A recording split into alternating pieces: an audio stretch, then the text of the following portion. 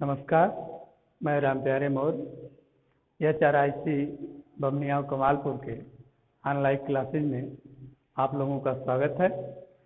आज हम लोग दो चरों वाले रैखिक समीकरण युग्म, दो चरों वाले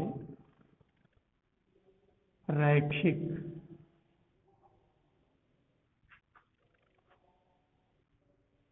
समीकरण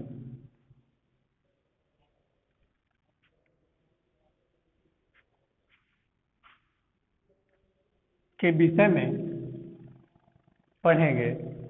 दो चरों वाले रैखिक समीकरण के विषय में हम लोग आज पढ़ेंगे। तो आइए हम सबसे पहले समझें कि रैखिक क्या है।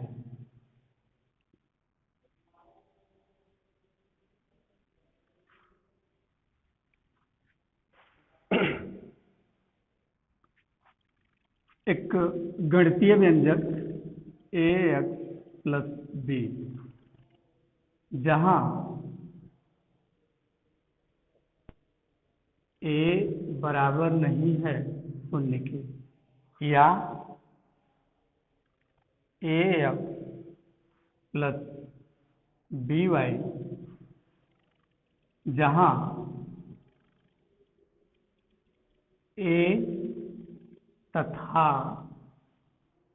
b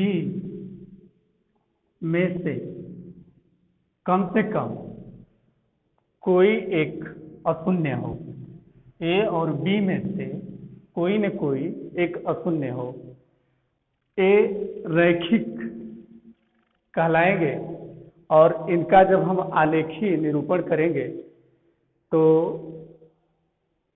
इसके लिए एक सीधी रेखा प्राप्त होती है और रैखिक समीकरण की अधिकतम घात 1 होती है। अब रैखिक समीकरण देखिए।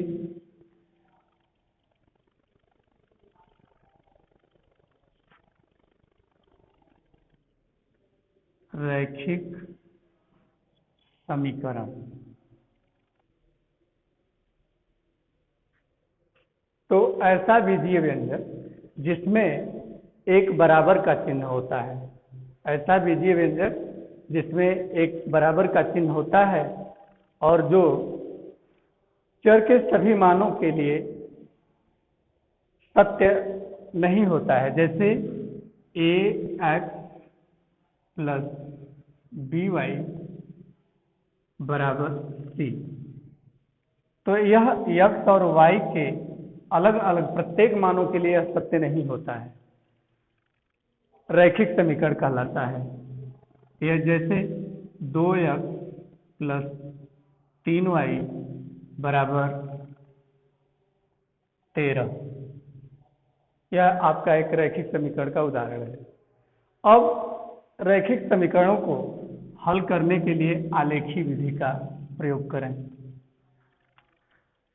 रैखिक समीकरणों को हल करने के लिए कुल 3-4 विधियां हैं, जैसे आलेखी विधि,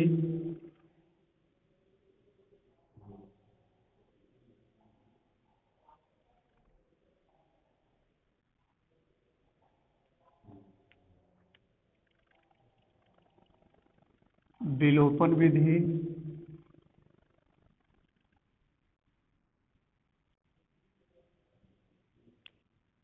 प्रतिस्थापन विधि,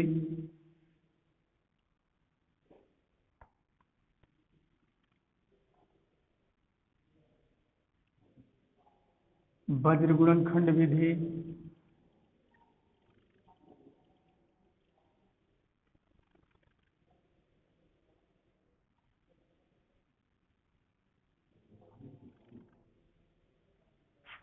तुलनात्मक विधि,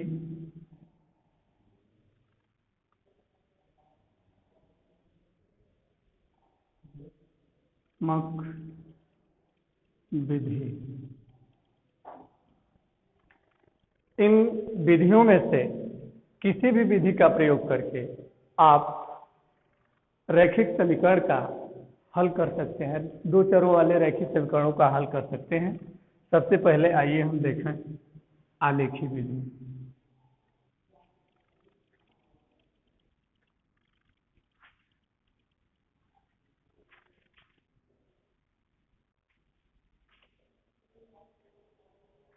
मान लीजिए x प्लस वाई बराबर 10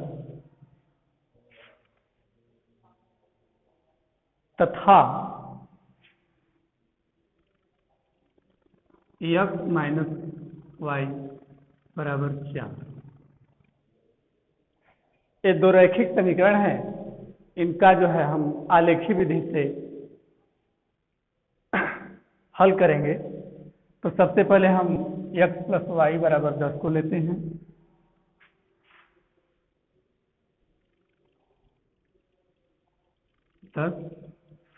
x बराबर 10 ऋण वाई। अब हम एक सारणी बना लें, x और y तालिका। इसमें हम y के विभिन्न मानों के लिए x का एक निश्चित मान प्राप्त करेंगे। मान लीजिए हम y बराबर 1 लेते हैं तो उस परिस्थिति में x का मान 9 प्राप्त होगा। यदि 2 लेते हैं तो इसका 8 हो जाएगा। इस प्रकार इसका यदि हम 3 लें तो इसका 7 प्राप्त हो जाएगा। यदि 5 लेते हैं तो यह भी 5 प्राप्त हो जाएगा। तो अब इन सभी बिंदुओं को हम ग्राफ पेपर पर या आलेख पर जो है इनको हम निरूपित करेंगे। x dash O X Y Y dash. अब यदि हम 9 और 1 है तो मान लीजिए आपका 9 और 1 यह प्राप्त हो गया। 9 1 इसी तरह 8 2 तो 8 यहाँ हो जाएगा, 2 ऊपर हो जाएगा। यहाँ मान लीजिए यहाँ आ गया 8 2। इसी तरह 3 7 3 और 7 7 3 तो आपका यह हो जाएगा 7 और 3। इसी तरह से 5 है, 5 और 5 तो अर्थात इसका हम जो है यदि इन तीनों बिंदुओं को पटरी की सहायता से खींचे मिलाते हैं खींचे तो एक सीधी रेखा प्राप्त हो जाएगी।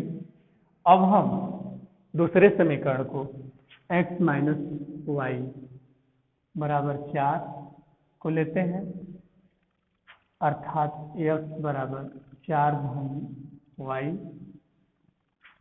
इसके लिए भी एक तालिका बना लीजिए। इसमें आप x लिख लीजिए, यहाँ y लिख लीजिए। अब y का मान आप 1 रखें तो x बराबर 5 प्राप्त हो जाएगा। इसका मान हम 2 रखें तो यह 6 प्राप्त हो जाएगा। इसका मान यदि 3 रखते हैं तो यह 7 प्राप्त हो जाएगा। और इसका मान यदि हम 4 रखें तो यह 8 प्राप्त हो जाएगा।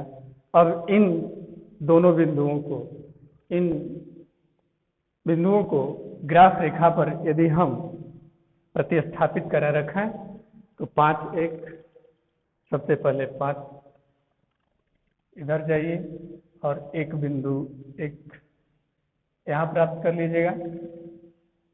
मान लीजिए कि यह है 5 और 1, फिर 6 और 2 तो 6 और 2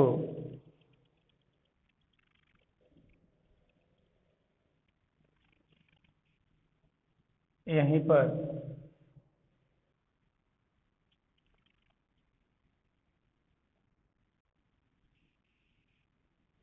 6 और 2 हो जाएगा।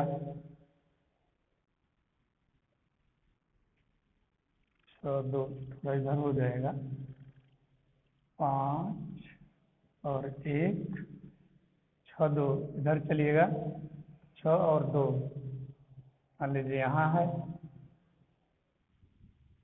और फिर 7 3 है तो 7 3 आपका यहाँ हो जाएगा इस तरह से।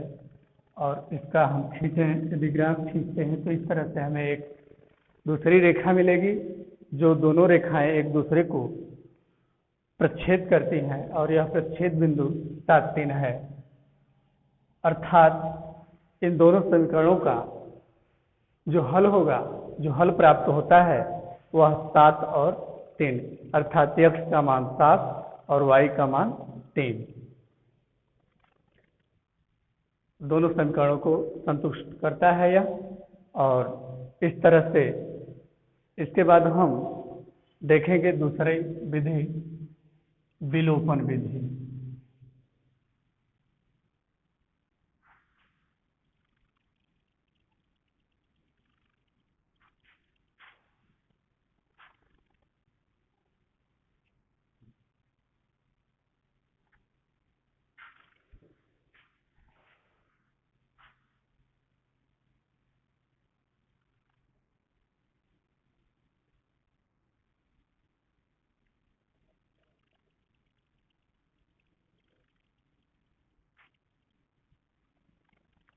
अब इन दोनों समीकरणों को हम लिख लेते हैं, x प्लस वाई बराबर 10 और x माइनस वाई बराबर 4।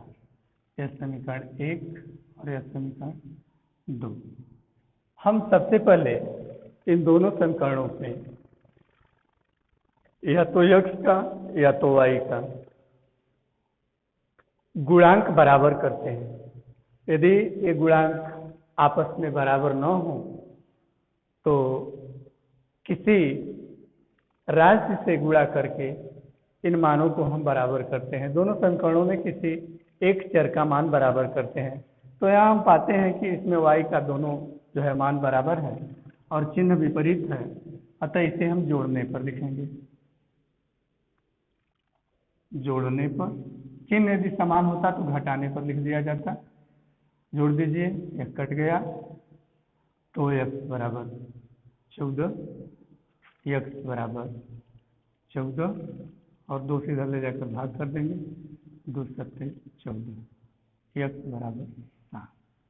अब यह मान चाहे समीकरण 1 में या समीकरण 2 में कहीं भी प्रतिस्थापित करके हम y का मान प्राप्त कर लेंगे। लिखेंगे x का मान समीकरण 1 में रखने पर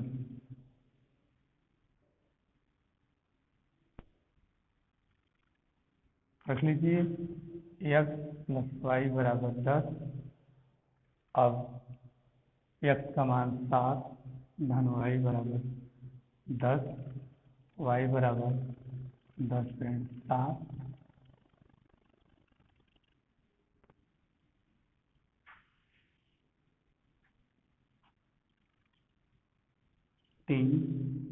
y का मान 3। इस प्रकार विलोपन विधि से भी हमें x बराबर 7 और y बराबर 3 ही प्राप्त होता है। हम आलेखी विधि अथवा विलोपन विधि का प्रयोग करेंगे या इसके बाद जो अन्य दो विधियां बचती हैं 3 तो उनमें से किसी का भी प्रयोग करेंगे तो हमें x और y के वही मान प्राप्त होंगे। आज के लिए बस।